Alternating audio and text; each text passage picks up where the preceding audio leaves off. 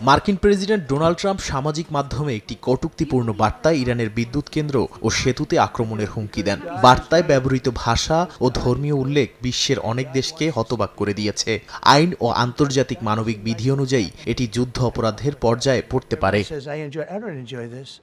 কংগ্রেসের ডেমোক্র্যাটরা প্রেসিডেন্টকে অস্থির ও বিপজ্জনক হিসেবে আখ্যায়িত করেছেন। ইয়াসমিন আনসারি ২৫তম সংশোধনী প্রয়োগের আহ্বান জানিয়েছেন। হাকিম জেফ্রিস ও বার্নি স্যান্ডার্স সহ অন্যান্য নেতা ট্রাম্পের হুমকিকে অনৈতিক ও অমানবিক হিসেবে অভিহিত করেছেন।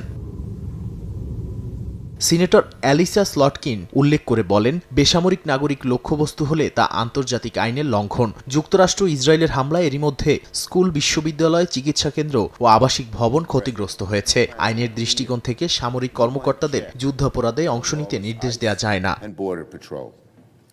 তবে রিপাবলিকান সিনেটর লিন্ডসে গ্রাহাম এবং কংগ্রেসম্যান ডন বেকন ট্রাম্পের অবস্থানকে সমর্থন করেছেন। নাদিম মারজান, সময় সংবাদ।